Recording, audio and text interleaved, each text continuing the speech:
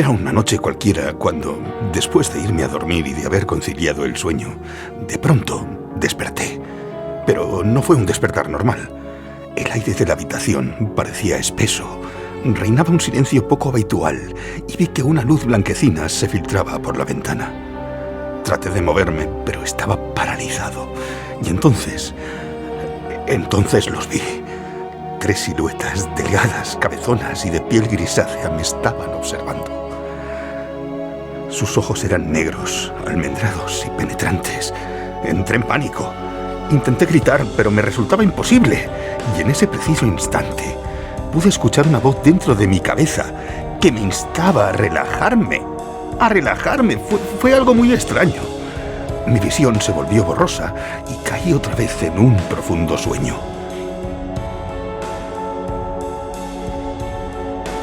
Al día siguiente me desperté y pensé que había tenido una pesadilla muy vívida. Pero algo dentro de mí me decía que eso fue otra cosa. Empecé a angustiarme cada vez más. No sabía si compartir mi experiencia con alguien o guardármela para mí mismo. No sabía si pedir cita con el médico, acudir a la policía, visitar a un sacerdote o directamente ir a un psicólogo. Pero no quería que me tomasen por loco.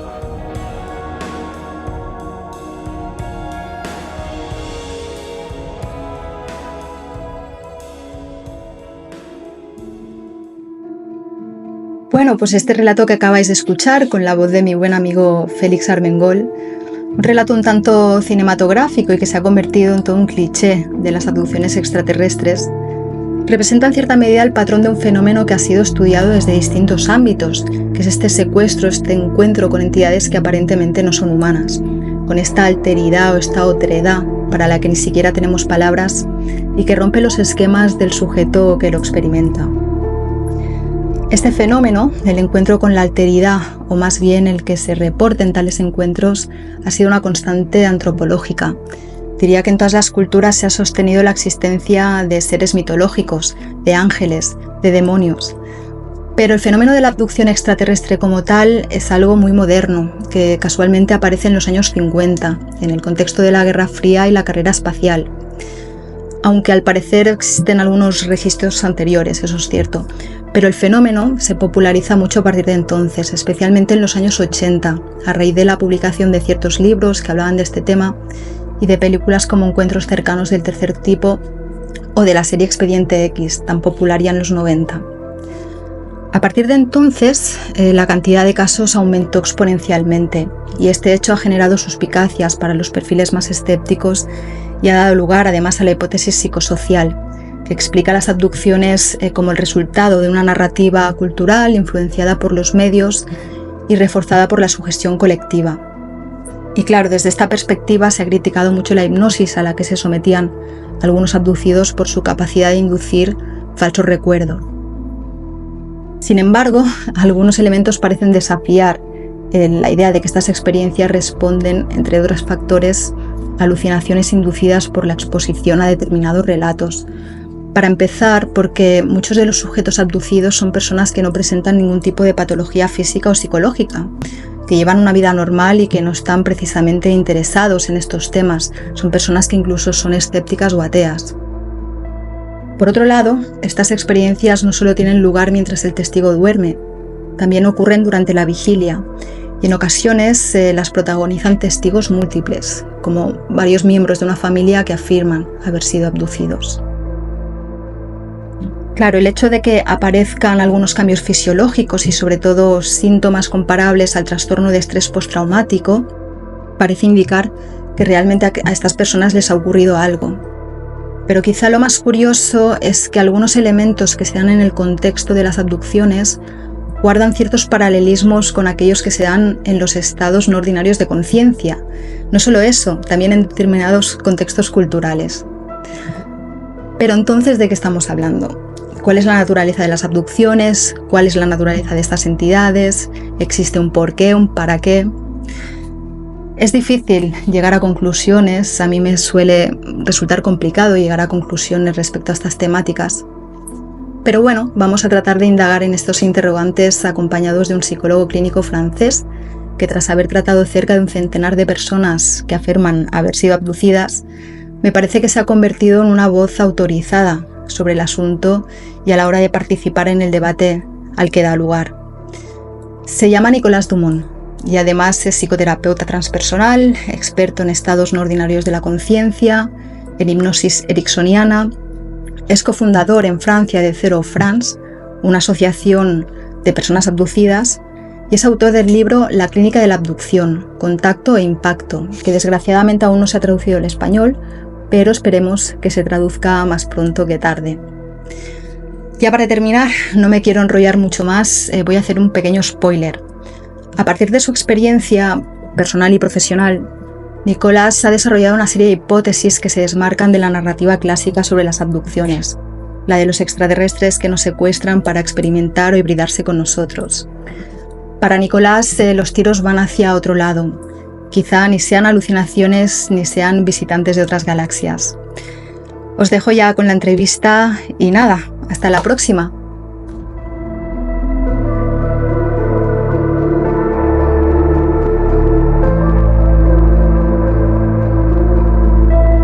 Hola Nicolás. Hola. Ya te tengo por aquí. Bueno, lo primero que te preguntaría es ¿qué te llevó a interesarte por este tema de las abducciones extraterrestres, que es un tema por lo general bastante marginal?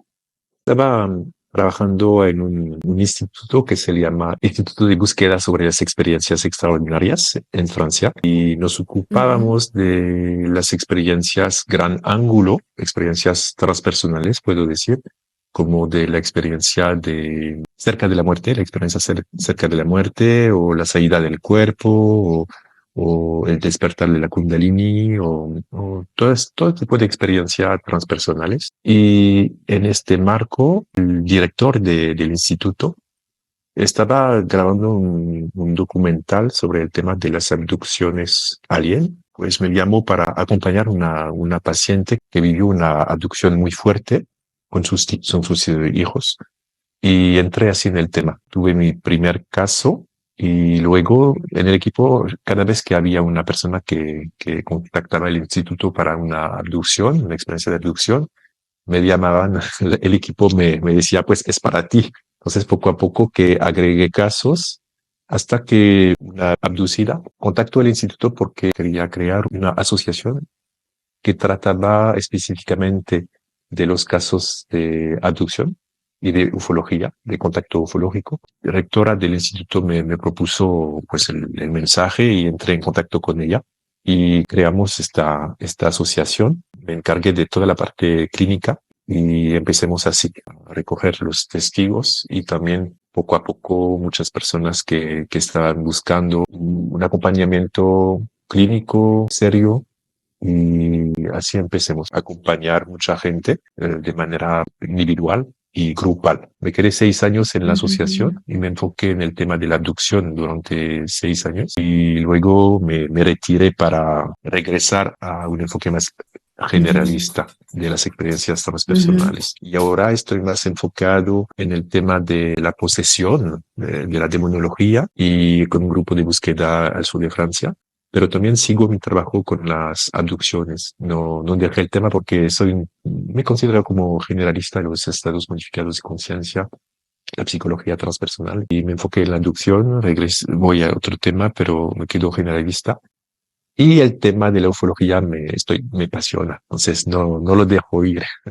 Entonces, por un lado, estas asociaciones de las que hablas, tenemos el INERS, que es el Instituto de Investigaciones de Experiencias Extraordinarias, y por otro lado está esta asociación Zero France de personas abducidas.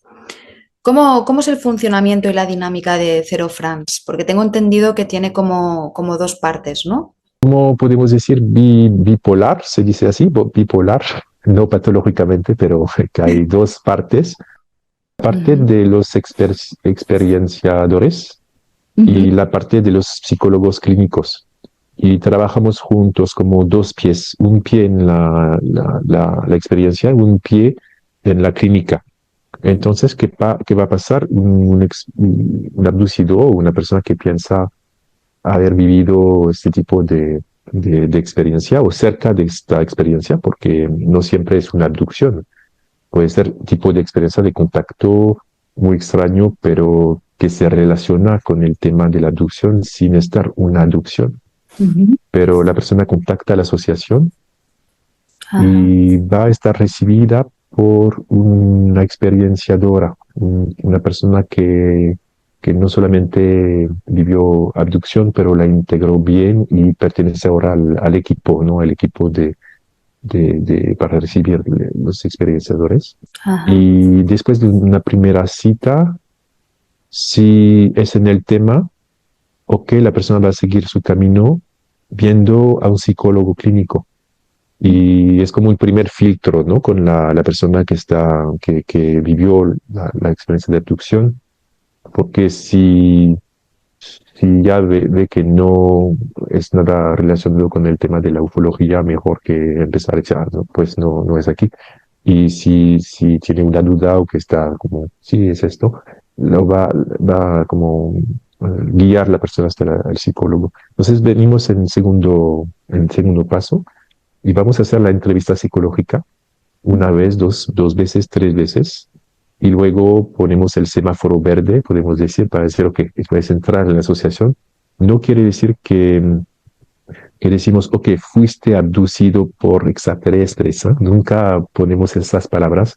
Solo decimos, sí, viviste una experiencia que se le llama abducción y no sabemos realmente qué es, pero estamos pensando juntos a cómo integrar y caminar con este tipo de experiencia. Entonces puedes entrar en la asociación y pensarlo con nosotros, ¿no? Y entonces hay grupos de plática, de palabras, y así pueden intercambiar, regulado por un psicólogo que va a hacer la regulación para que no que haya, pues, como un líder, ¿no? Que viene a decir, es así, el grupo lo sigue, así, es así, son los grises, eso, no sé qué.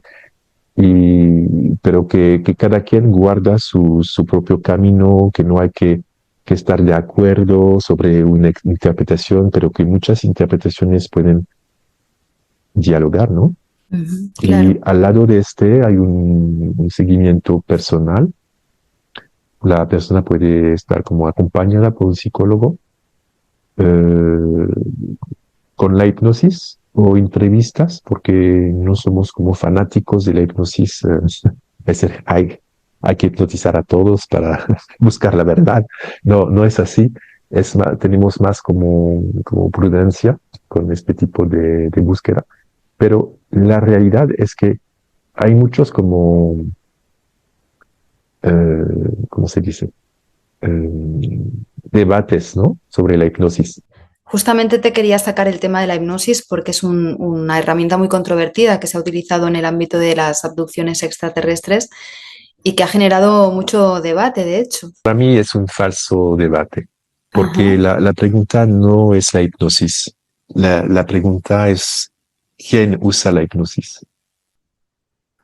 Si es un profesional de la psicología que sabe manejar un marco, dar la indicación de la hipnosis, trabajar con la hipnosis con prudencia, con una metodología, y después acompañar la integración de las informaciones ¿cómo decir? Que llegaron, ¿no? Por este medio. Todo el proceso, preparación, indicación, hipnosis, integración, todo el proceso. Si es hecho por un psicólogo clínico o un psiquiatra, no importa, pero alguien profesional, no hay problemas. Si es hecho por una persona que no sabe cómo ubicarse en la psique, en los mundos de la psicología y los mundos transpersonales tampoco, por supuesto que va a como pegar a las informaciones, ¿no? Hay que tratar después las informaciones. Pero lo que podemos decir es que hay dos enfoques, porque de un lado, para el abducido, como que la hipnosis va a ayudarle a sacar, podemos decir, a tratar, transformar el trauma, a recuperar informaciones subjetivas que le van a ayudar a caminar bien. pero no quiere decir que esas informaciones son reales. La búsqueda de un lado y la terapéutica del otro lado, acompañar a una persona en su trayecto íntimo o querer la verdad. Y si queremos la verdad, la trance nunca te da la verdad. Claro, claro, este es el punto interesante. Si estudias al sujeto ufológico, ni la verdad ni los radares, se dice así, Sí, los radares como la prueba objetiva. no se encuentra en ufología. Es un tema muy complicado este. Sí, desde luego la prueba física, la prueba objetiva siempre se ha resistido a aparecer, ¿no? Pero entonces entiendo que el valor que le atribuyes a la hipnosis es terapéutico, o sea, que es una herramienta fantástica para a la hora de tratar a pacientes que han pasado por esta experiencia independientemente de lo real de sus contenidos, de alguna manera, ¿no? Porque hay un proceso que no solo es terapéutico por los abducidos, también podemos decir que hay un potencial iniciático en la experiencia. Y la trance siempre ayuda a caminar en este proceso, más allá de la palabra, ¿no? Claro. La trance va a ayudar a la persona a ir más allá de su proceso y entonces tener su propia lectura del fenómeno que va a crecer. Claro. Así es más interesante. Uh-huh.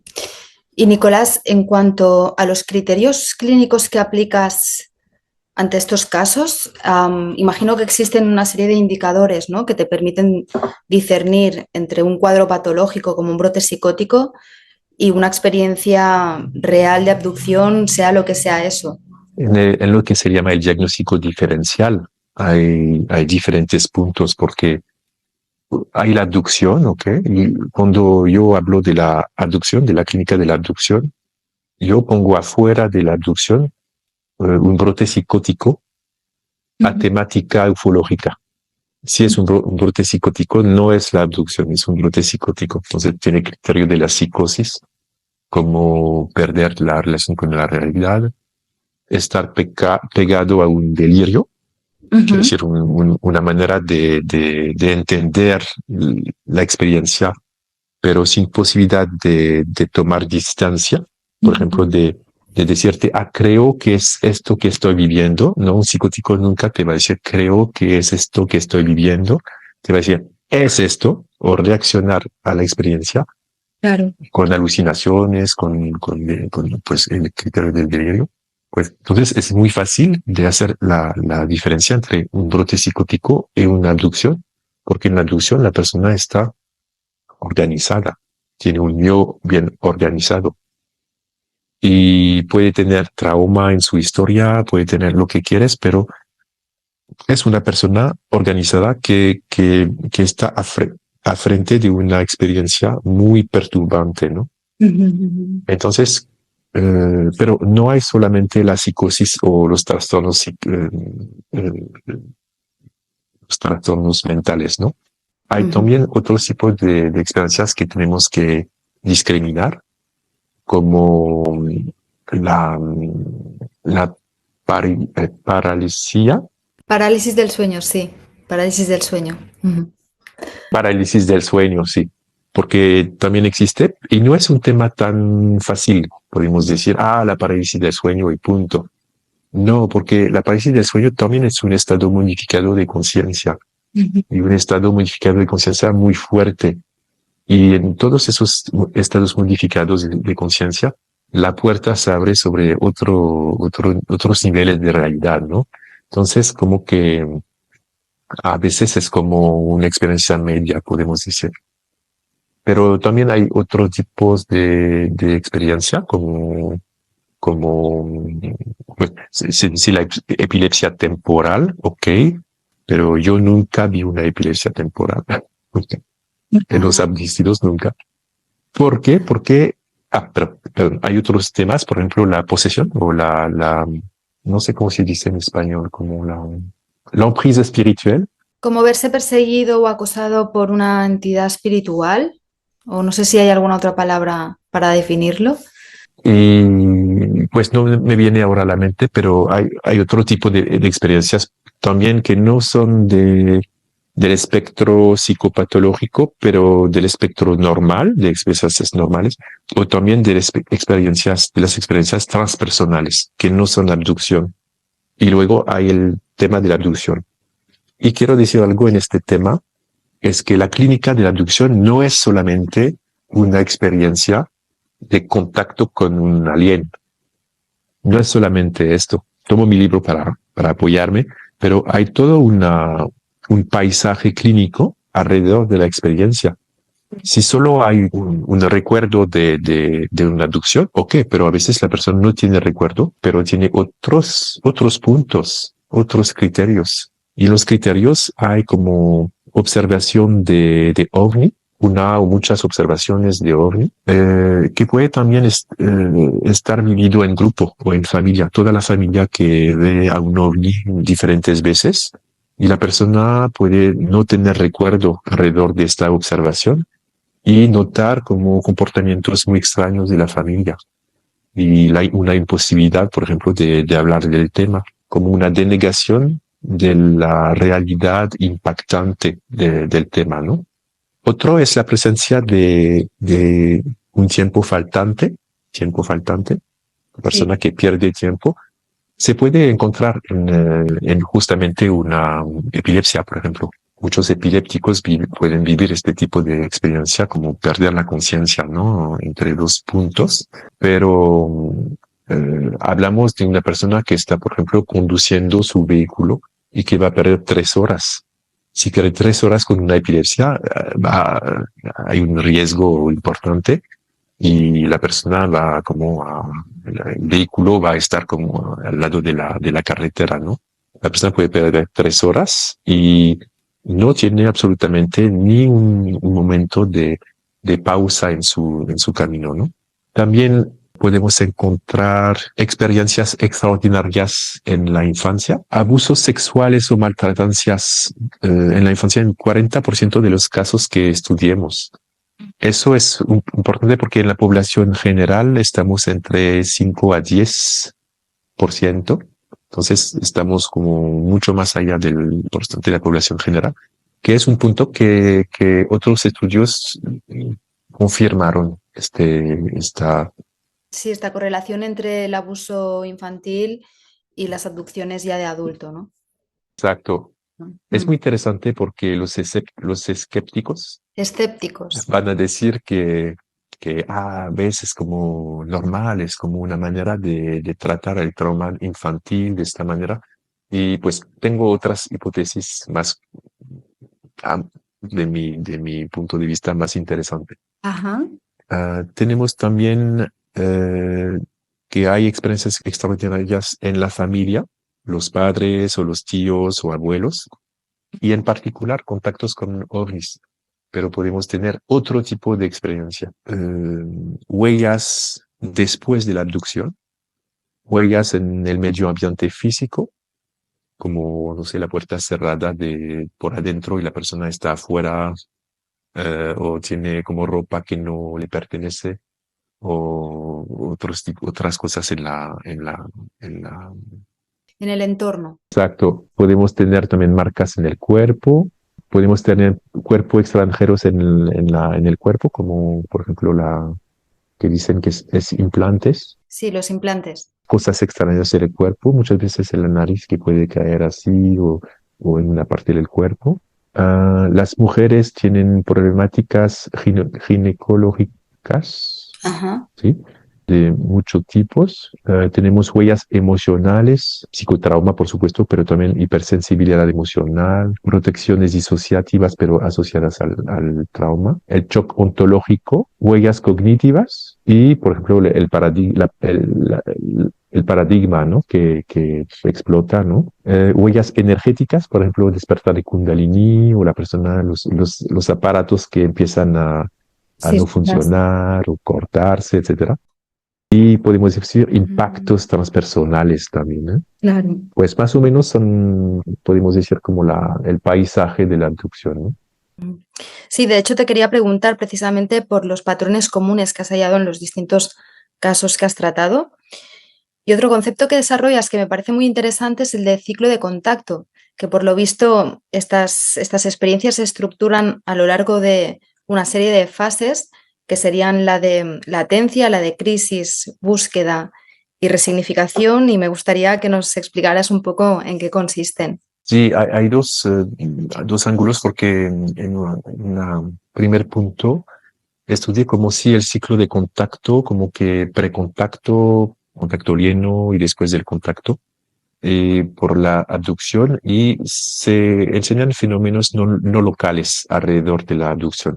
Podemos decir que la punta de la abducción es el momento de la relación, la historia del alien que está aquí, o están en una nave, y hay la experiencia sobre el cuerpo, etcétera, o contacto como telepático, muchas cosas, pero podemos decir es la punta de la experiencia, la punta fuerte, pero todo alrededor hay fenómenos no locales, que se pasan antes y después de la experiencia. Entonces es como un mandala, ¿sabes? Y el centro es como la punta de la experiencia. Porque puedes tener como precontacto en los sueños, por ejemplo, puede empezar en los sueños. La persona va a soñar de un ovni o de un sueño extraño. Puede observar como criptides. ¿Como seres criptológicos o cosas extrañas? Sí, como observan como cosas muy, muy extrañas, o fenómenos en la casa de psicoquinesia o de poltergeist, cosas así, antes o después. Sincronicidades, cosas así, pues todos fenómenos no locales, ¿no? Que hablan entonces de algo, ¿no? Es como firma del fenómeno que nos habla de mi punto de vista, y lo comparto con Néstor Berlanda y su equipo, como que de un nivel de realidad. No es solamente como, pues hay un extraterrestre que viene en mi habitación, me toma y punto. Entonces, ¿por qué hay como fenómenos no locales alrededor, no? Ajá. Pero son más la firma de un nivel de realidad justamente no local, de no localidad. Entonces, como si hay una desmaterialización, ¿no? Que el nivel del contacto no es la materia, nos habla de otro nivel de realidad. Y, y después lo que pasó es el segundo ángulo en los ciclos de contacto, es que observé como todos, ¿eh? Como Néstor Berlanda, como John Mack, como muchas personas, que hay un proceso iniciático en la persona, que es también el impacto de la experiencia. Hay un potencial, pero este potencial depende también de los que acompañan. Es como nacer depende del cuerpo de la madre que va a empujar, ¿no? Que va a empujar al bebé afuera, que lo va a ayudar a salir, pero también de las personas que lo reciben, ¿no? Hay un doble proceso. Sí. Podemos decir que hay como el impacto de la experiencia, pero también los humanos que ayudamos a la persona a caminar con esta experiencia. Claro, ese es el reto de la resignificación, que no contamos en nuestra cultura con un marco epistemológico que nos facilite tal labor. En este sentido, hay este documental, Testigo de otro mundo, que explica la historia de Juan Óscar Pérez, que de hecho tuve la oportunidad de conocerlo hace unos meses, y que era un chico muy jovencito, de unos 12 o 14 años. En Argentina tuvo una experiencia de contacto que le provocó un trauma, de alguna manera. Y no fue hasta que fue adulto que fue capaz de resignificar, de integrar esa experiencia, gracias a la ayuda de Néstor Berlanda. Y bueno, y en este documental se muestra todo este proceso. Y en este sentido, entiendo, Nicolás, pues eso, ¿no? Que el contexto cultural es un factor clave a la hora de facilitar este proceso de integración. Sí, pero no es solamente una resignificación. Ajá. Es un impacto fuerte porque es realmente un despertar.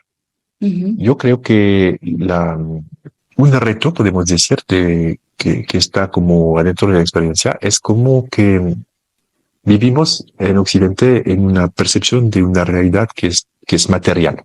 Es como hay un nivel material y hay una bipolarización de la realidad, como hay un mundo material objetivo y un mundo de adentro, un mundo subjetivo. Y este es como, no lo ponemos en pregunta. Entonces, cuando un abducido viene, también va a buscar, también, él también, como que, pero es real, lo viví en mi cuerpo, etcétera, es real, estaban aquí, etcétera, te lo juro. Y sí, la verdad, sí. Pero para darte una visión de lo que me representó, debo pasar por una metáfora. Te voy a dar dos metáforas. La primera es que estás durmiendo frente a una televisión. Todos lo vivimos, ¿no? O al cinema, al cine, te duermes a frente, ¿no? Si tu compañero al lado duerme también, él no te puede despertar. ¿Ok?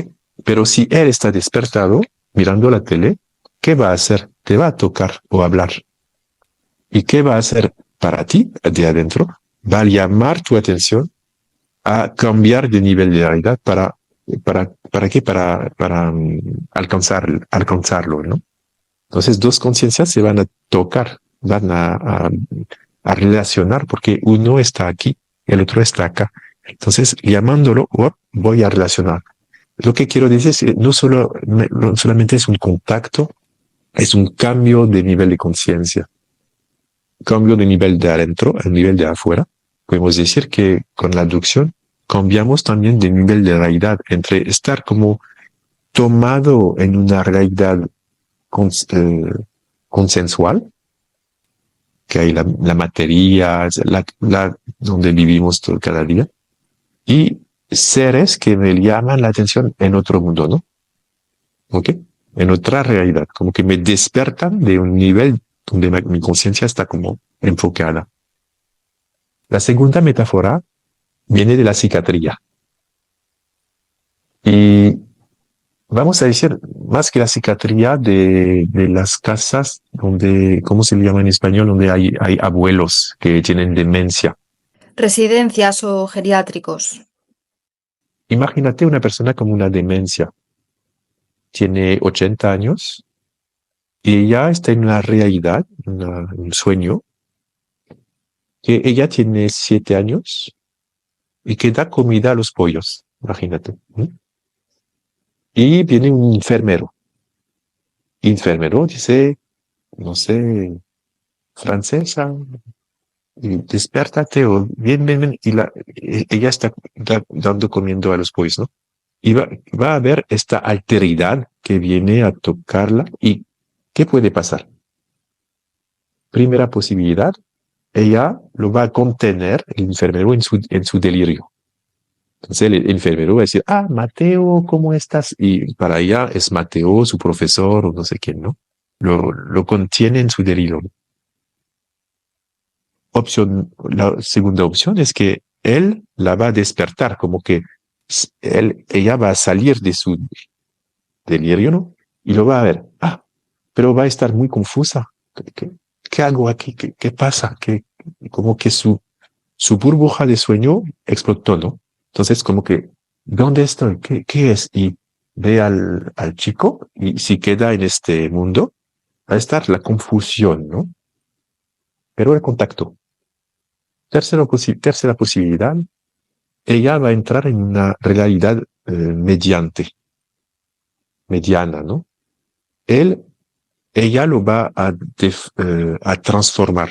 Por ejemplo, va como a despertarse la confusión, la ansiedad va a subir y entonces mirándolo, él se va a transformar en otra cosa que representa. Por ejemplo, si él representa eh, una amenaza que la está despertando, lo va a transformar como un monstruo o como no sé qué, ¿no? Es como es un nivel híbrido entre su delirio y el despertar. Y así veo muchas veces la abducción, como que la persona cambia de nivel de realidad, hay un contacto con un fenómeno extranjero, pero ¿qué estoy viendo? Hay un interfase, ¿no? Y de qué nivel pertenece, eso es la pregunta. Claro, es que aquí también se plantea la hipótesis de que independientemente de la esencia, de la naturaleza de esta alteridad, de esta otredad, ésta se presente ante el sujeto a través de su propio sustrato cultural, ¿no? El ejemplo perfecto sería decir que pues, esa misma alteridad en un contexto católico se presentará como la Virgen María y en un contexto hindú quizá como Ganesha. Es una hipótesis interesante también esta.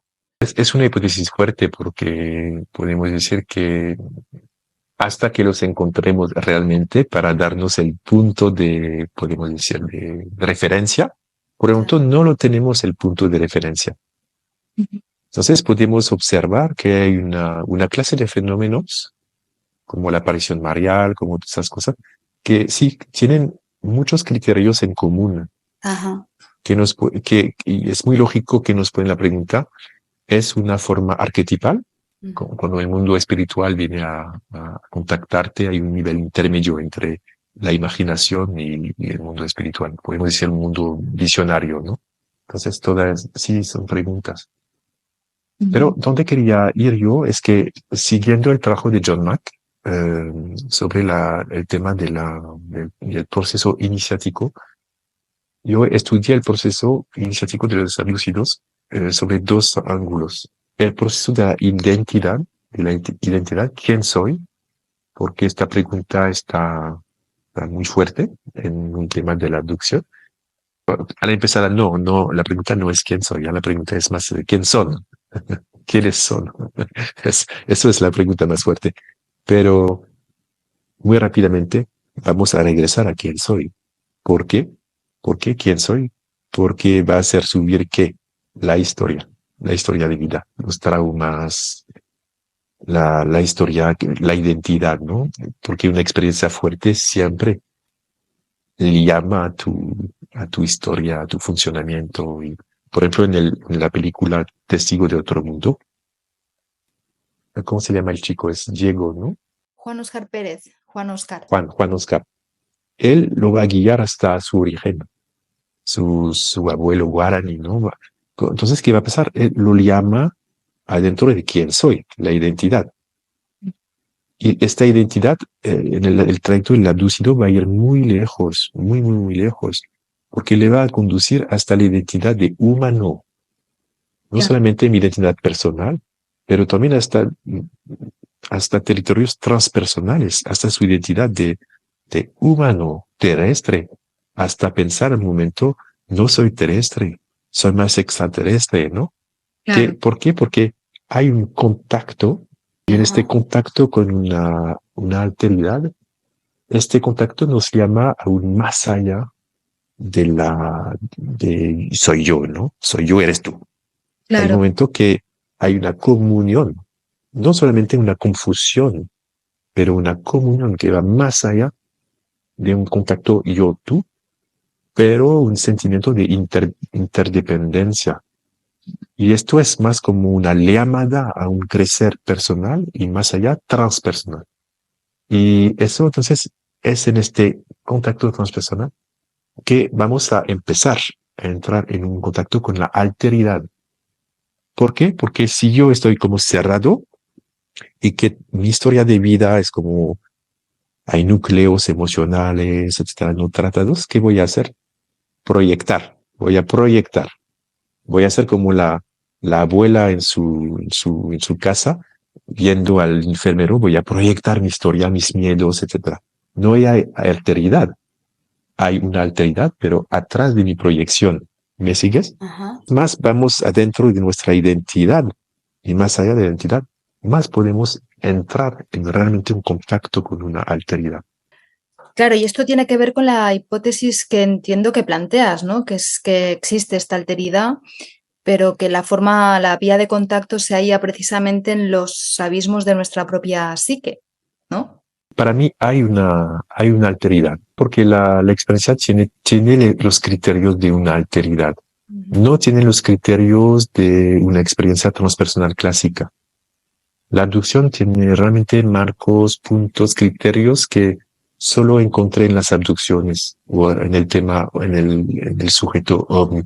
No lo encuentro en el despertar de Kundalini, no lo encuentro el contacto con los difuntos o en demonología, no lo encuentro en la experiencia cerca de la muerte o la salida del cuerpo, etcétera. hay cosas específicas, pero entonces yo digo, sí, hay una alteridad. Pero lo que encuentro también es que es tan complicado para un humano de entrar en contacto con una alteridad, porque Claro. nuestra identidad está muy madura. Imagínate, va a tu psicólogo o tu psicoanalista, ¿qué vas a hacer? Proyectar, proyectar, proyectar. Lo que se llama el transfer es una proyección.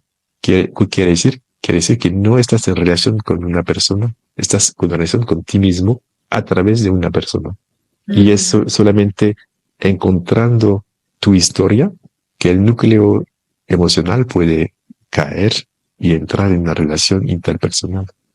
Entonces, no estamos hablando de un psicoanalista o un medicino, hablamos de una conciencia, una real alteridad, que sea extraterrestre, que sea de no sé qué, pero realmente que es radicalmente diferente.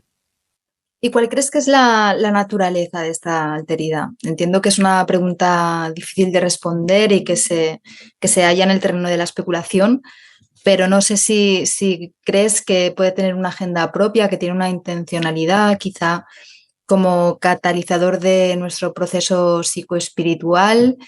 No sé, ¿qué hipótesis tienes al respecto? Pues es complicado, creo que para construir una respuesta tenemos que como reunirnos a muchos, ¿no? Que estudian el tema desde la perspectiva histórica, la perspectiva clínica, la perspectiva antropológica, etcétera, porque hay muchos puntos.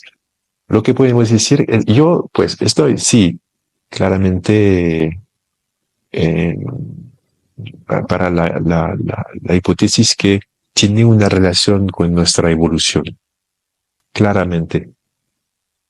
Para mí sí, claramente está relacionado con nuestra evolución como especie, como conciencia en camino de humanizarnos, ¿no? No somos humanos, somos en un camino de humanización y no está terminado, somos muy maduros y en nuestra representación de la realidad, de la tierra, de qué es la tierra, qué es el mundo espiritual, qué son todas esas cosas. Somos muy maduros en este tema. Entonces, como que inscribir una alteridad y poner la noción el concepto de intención sobre ella, no sé, porque para poner una intención tenemos que estar adentro del tiempo, ¿no? Porque si voy a tener una intención de hacer esto, entonces estoy adentro del tiempo. Si estoy afuera del tiempo, el concepto de la intención, ¿qué es? Quizá fuera del espacio y del tiempo, quizá hay realmente otros niveles de concepción. Por eso yo pongo un stop hasta que entro en un contacto. Si entro en un contacto con la alteridad y empezamos a intercambiar, o que le voy a preguntar qué es tu intención, si tiene una intención, qué es tu forma de pensar, la realidad donde vives, etc.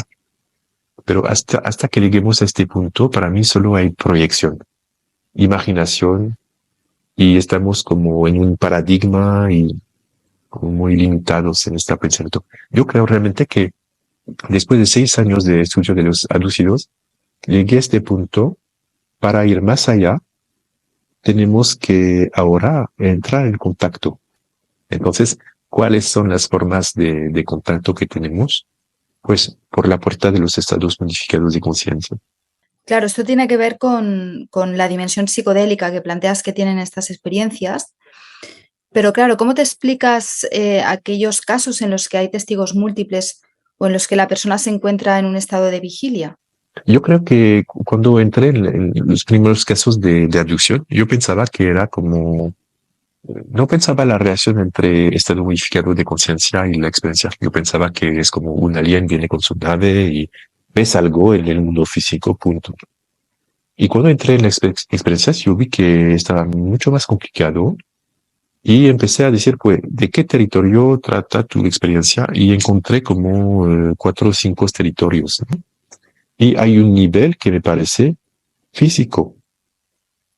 Encontré experienciadores cuando te cuentan la historia, parecen realmente despertados, no me parecen en estado modificado de conciencia, y el paradigma de una nave, seres, etc., parece lo mejor. El problema de este tipo de interpretación es que la historia, ¿qué nos dice la historia, el estudio histórico? Es que los casos de los años 30 son muy too much, ¿no? Muy kitsch, se dice kitsch en español, muy Sí, kitsch se usa aquí en España también. kitsch, ¿no? Es muy kitsch. Los casos de los años 30. Entonces, nos parecen muy modernos los casos de ahora, pero quizá en 40 años van a decir, es muy kitsch, es muy de los años 2025, ¿no? Entonces, no sabemos, no tenemos como el retraso histórico para decir, pero yo como clínico digo, no me parece estar en un estado modificado de conciencia. Me hablan de un nivel normal, podemos decir, ¿no? Segundo tipo de territorios son las experiencias psicológicas. Contacto en sueño, contacto en una experiencia psicodélica, contacto con el DMT o no sé qué, pero la persona sigue aquí, va en una experiencia y en la experiencia hay un contacto. La persona regresando va a decir, ¿es real o no sé? Pero podemos decir, el territorio psíquico, ¿no? Tercer nivel son los contactos etéricos. En el nivel etérico, por ejemplo, una persona que sale de su cuerpo y que va a encontrar a un extraterrestre, una persona cerca de la muerte que va a encontrar un extraterrestre, o pues ese tipo de experiencia. Y el último territorio para mí son los que llamo híbrides. Híbrides, territorio que es y físico y psíquico. Y esos son los más como extraños, ¿no? Y esas tipos de experiencias son psicodélicas. Quiere decir que la persona, hay distorsiones en la experiencia que parecen muy oníricas, como un delirio, como un sueño, y que hablan en el discurso de la persona. Habla su cultura, ¿no? Es la forma de su cultura personal, su cultura, etc. Y Nicolás, volviendo al tema de la terapéutica, mira, hay un caso que comparten Néstor Berlanda y Juan Acevedo en el libro de los extraños, que es el de una mujer que tuvo una experiencia de abducción y que la vivió de forma positiva. Y sin embargo, al cabo de un tiempo fue a un congreso de ufólogos, no sé si norteamericanos, y ahí se expuso esta interpretación de que son seres extraterrestres los que nos abducen con el objetivo de hibridarse con nosotros genéticamente y que de alguna forma la estaban manipulando. Y precisamente fue esto lo que para esta mujer fue traumático. Así que no sé, yo creo que es interesante, ¿no? También hacer una reflexión sobre ciertas ideas que se dan quizá en el marco de la New Age o en ciertas comunidades ufológicas que pueden precisamente obstaculizar estos procesos de integración o de resignificación. No sé si puedes compartir alguna reflexión al respecto. Muchas. Es que la primera cosa es que no somos un humano afuera de una cultura o unas culturas. Quiere decir que estamos en una interdependencia, una conciencia no individual, sino también en una conciencia colectiva. Por eso digo que el proceso del experienciador, del abducido, depende de el fenómeno que viene a encontrarlo, pero también de los de alrededor que le van a ayudar o bloquear o desviar o atrapar o raptar de nuevo, porque es otro kidnapping, ¿no? Es un kidnapping de su experiencia para sus propias creencias, ¿eh? Entonces la persona como que es abducida por los humanos, podemos decir. Pero entonces sí, es un riesgo siempre. Y yo tuve también un caso de una psicóloga que fue abducida y ella vive muchas experiencias y es muy interesante porque es psicóloga clínica y ella hizo una larga psicoanálisis, entonces conoce muy bien su funcionamiento, etcétera. Entonces tiene una lectura muy fina de su experiencia. Y lo que pasó es que cuando la vivió, ella estaba muy curiosa de lo que estaba pasando, ¿no? ¿Qué está pasando? No era traumatizada, pero el día después, despertando, etcétera, fue en internet, buscar lo que está, qué es, y vio todas las personas que le dijeron que todas esas historias, etcétera, y que tenía que tener miedo, y empezó a tener miedo. ¡Ah! Pero soy muy, no pensé al malo, no, ay, me manipulan, etcétera. Y empezó y contactó al CEO France y hablemos juntos. Y se tranquilizó, ¿no? Pero quiero decir algo sobre la hibridación, que por ejemplo es un tema muy, pues es un pattern antropológico. La hibridación es como, quizá podemos decir, quizás sí, están aquí, nos hibridan desde el primer paso de la humanidad, quizá puede ser, porque todo se quiere hibridar en la naturaleza, ¿no? La vida quiere conectar, quiere hibridarse, ¿no? Siempre. Entonces, ¿por qué no a la escalera cósmica? Pero también yo lo puedo leer como una traducción de la psique del abducido, que siente adentro de él que este contacto lo cambió definitivamente.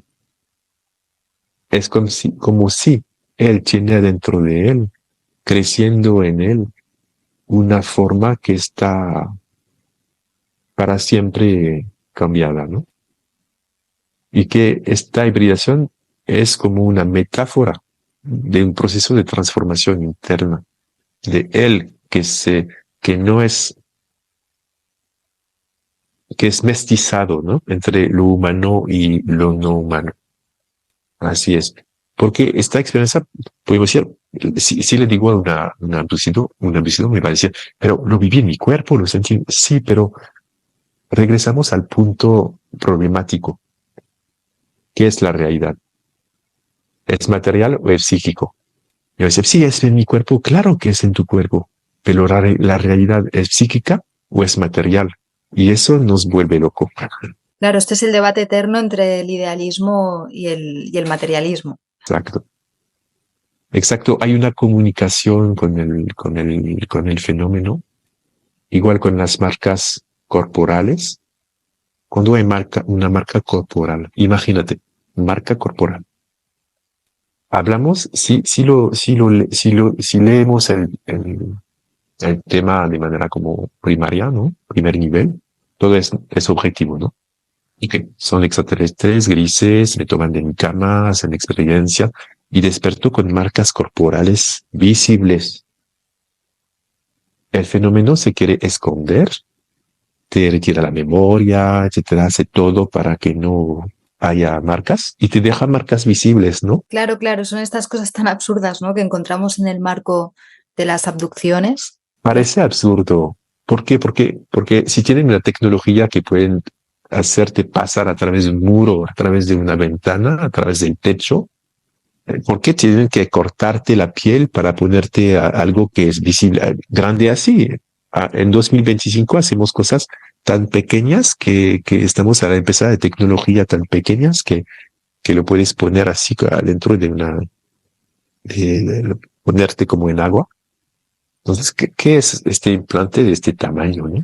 De hecho, en algunos casos se han llegado a analizar implantes y se ha visto que estaban compuestos de proteína del propio cuerpo del sujeto.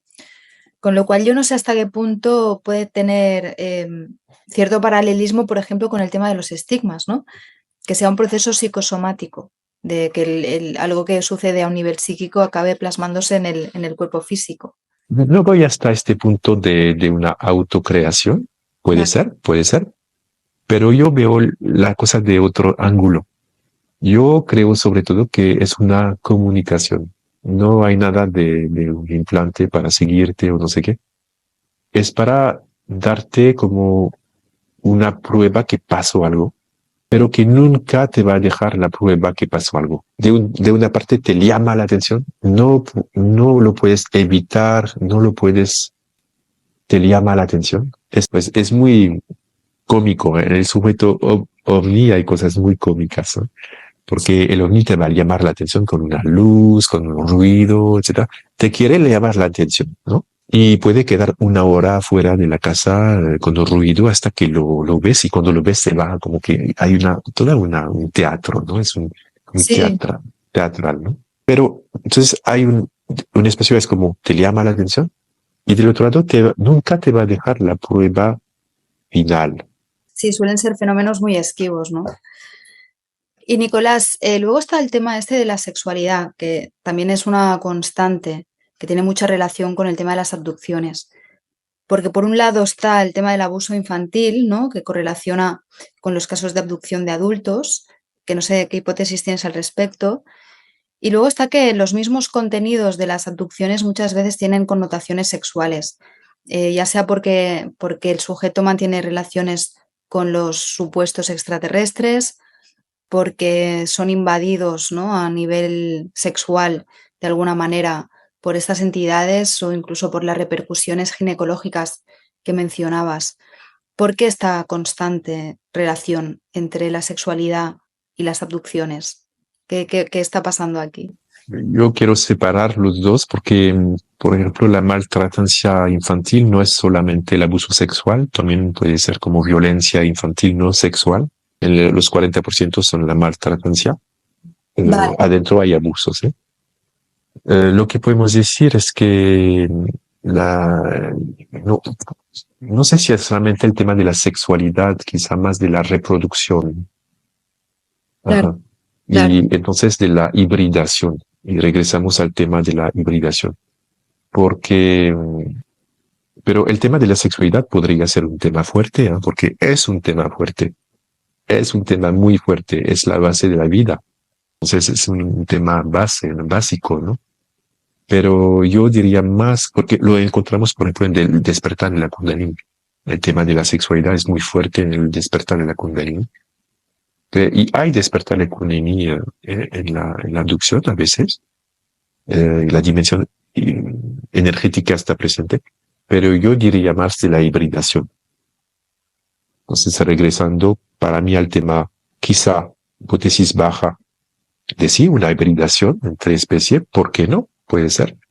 Y hipótesis alta, que es más como una manera metafórica de traducir que hay un proceso de contacto entre dos conciencias, humana y una alteridad, y que en este proceso de contacto, como la viejita con el enfermero, ¿sabes? Hay un nivel de realidad como intermediario donde voy a como alucinar como una hibridación, un mestizaje, se dice así, ¿no? Un mestizaje entre dos conciencias, y que es una forma de traducirlo, ¿no?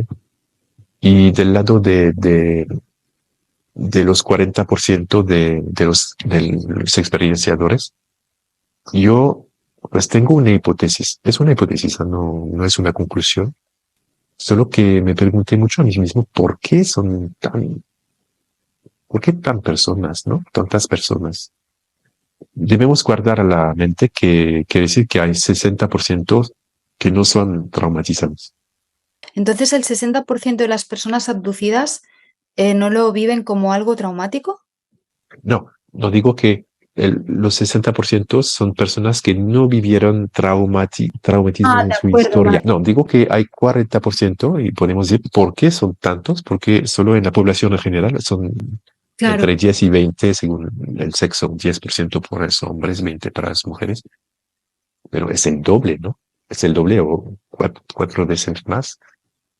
Y primera observación es que encontremos también este tipo de estadística en otro tipo de experiencia. Por Ujú, ejemplo, vale. los que viven clara vivencia, también los que tienen poderes transpersonales, podemos decir, los que Ujú, pueden vale. salir de su cuerpo fácilmente, los que tienen como capacidad paranormales. Pues la hipótesis que tengo es que, ¿qué, qué pasa con el trauma? ¿Qué punto común tienen las personas que vivieron un trauma? por supuesto tienen la disociación, un criterio de disociación, de disociar de la realidad. ¿Qué es la disociación? Es una capacidad a irse de la materia, muy lejos o no lejos, pero irse de la materia, ¿no? Sentirse un poco arriba. El segundo punto común de los traumatizados es la hipervigilancia. Hipervigilancia. Y la hipervigilancia es también una marca común con una persona que practica la meditación, por ejemplo. Estar aquí, presente, no estar dormido en el sueño colectivo, sino estar afuera del sueño colectivo y despertado a las anomalias. Porque el cerebro no le gusta las anomalias. El cerebro le gusta lo constante, ¿no? Y puede como cancelar, ¿no? Anomalias que te habla de otro nivel de realidad, como todas las anomalias como lo vamos a como cancelar. Y el que está despertado con la hipervigilancia lo va a notar, lo va a ver, la anomalía lo va a ver, ¿no?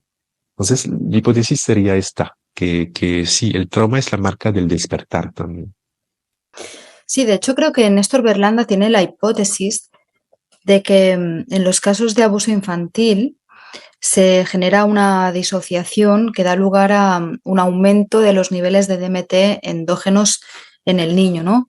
Y que de alguna manera esta persona ya de adulta sigue manteniendo una capacidad de generar de forma endógena mayores niveles de DMT que la media.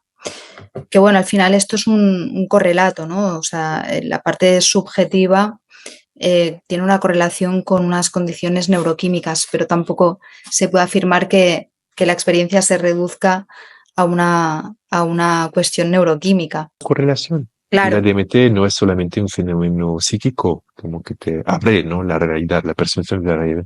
Sí, me gusta mucho la hipótesis de Néstor Berlanda. Está muy conforme a la clínica, porque cuando ves los abducidos, tienen mucho más abducciones y contactos ufológicos en los momentos de crisis personal. Por ejemplo, crisis en la pareja, crisis con los hijos, no sé qué pasa, cosas en la familia, crisis familiar, y ya. Entonces, es muy lógico, ¿no? La hipótesis de Néstor te da una lectura muy buena de la clínica. Solo que necesitaríamos como un estudio del nivel de DMT, del cerebro de los abducidos para confirmar la hipótesis. Sí. Pero también creo que hay este nivel de hipervigilancia que hace que no solamente produces una apertura de la puerta para que los fenómenos entran, sino una percepción más como aguda de los fenómenos que una persona la ve de ti como que está dormida en la malla, ¿no? En la malla colectiva, ¿no?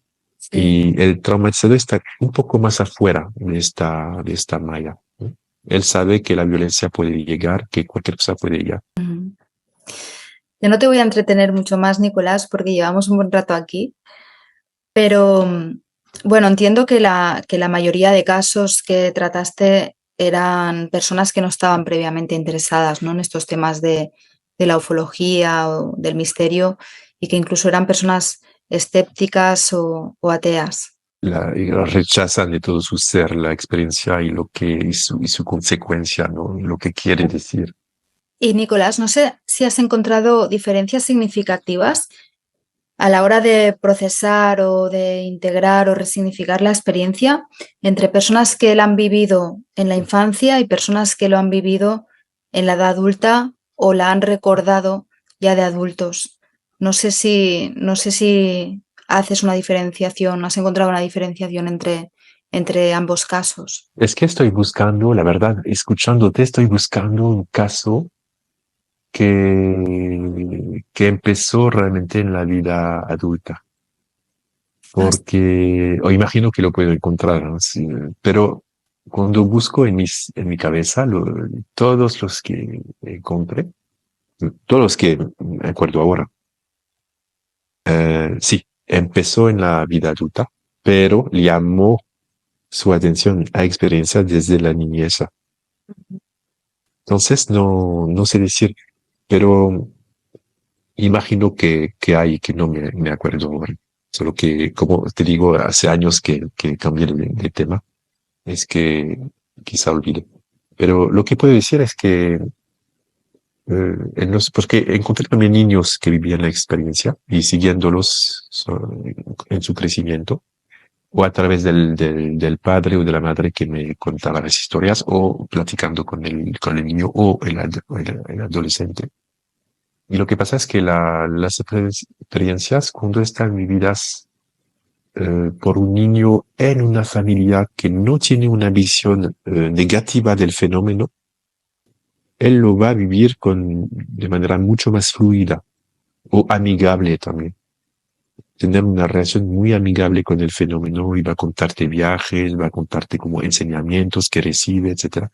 Yo había visto una chica, una niña que tenía como 8 años, 8 o 9 años, algo así. Hablaba de su profesora y que no quería aprender a la escuela porque su profesora estaba como en un conflicto de paradigma, ¿no? Y, no, mi profesora está allá y no voy a aprender esas cosas. Y Pero, estaba en un conflicto. Pero ella tenía una experiencia positiva del fenómeno. En las familias que ven el proceso de manera muy negativo, los niños que lo van a vivir van a estar también como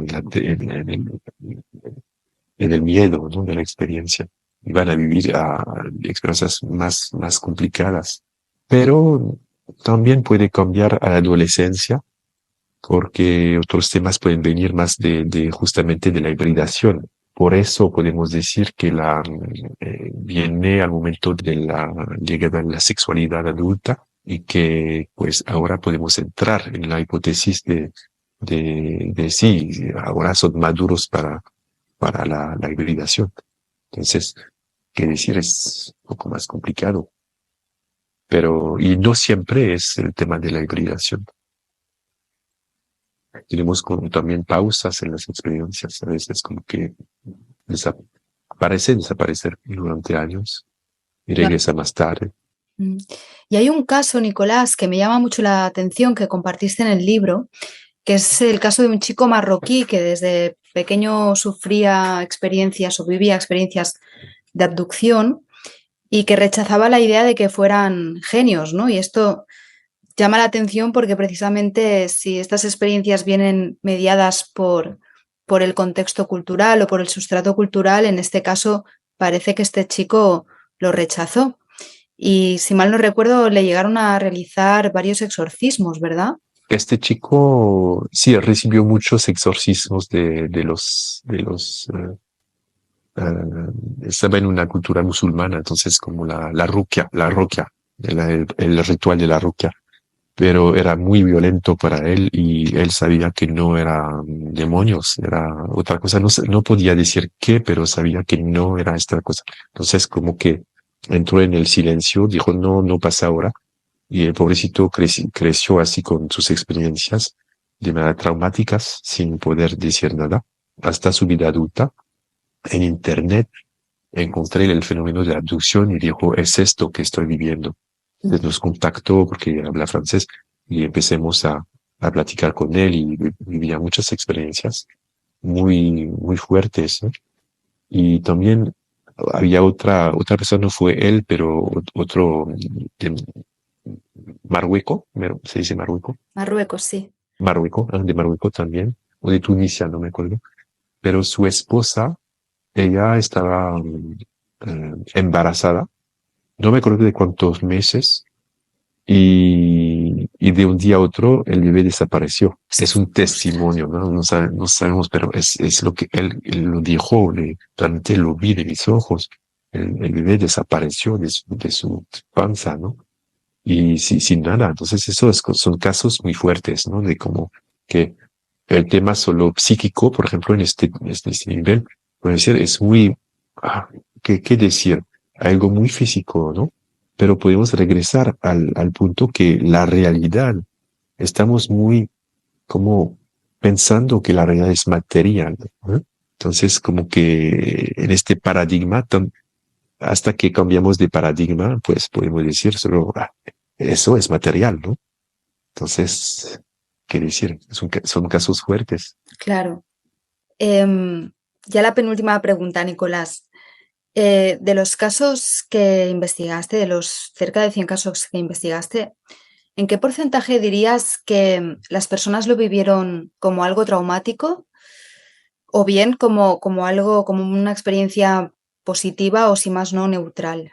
Creo que tengo la estadística en mi libro en cualquier lugar, pero tiempo que encuentro, no sé decirte. Lo que te puedo decir es que en mi experiencia muchos lo vivieron como un trauma, muchos. Pero puede venir también de la cultura, puede venir de la historia de vida, no sabemos decir, pero hay algo que sí que es vivido como traumático.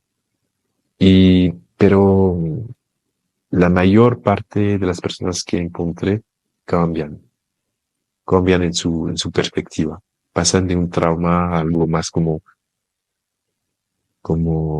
abierto. Tienen muchas hipótesis, ¿eh?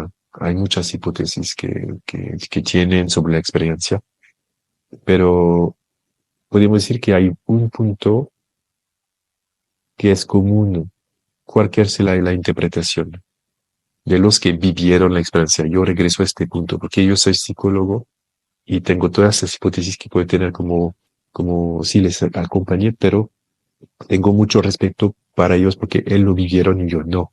Entonces, como les doy la palabra y digo, ¿qué dicen ellos de su propia experiencia? Que no debemos adaptar. Ellos dicen, hay una alteridad, sea mala, que sea toda la interpretación que pueden tener según su trayecto de vida, pero todos se dicen, hay una alteridad, hay un otro, ¿no? Esto es el punto. Y a la empezada lo viven de manera violenta y tienen como mucho miedo de esta alteridad. Y poco a poco su relación va a cambiar. Hasta su sentimiento de ellos mismos.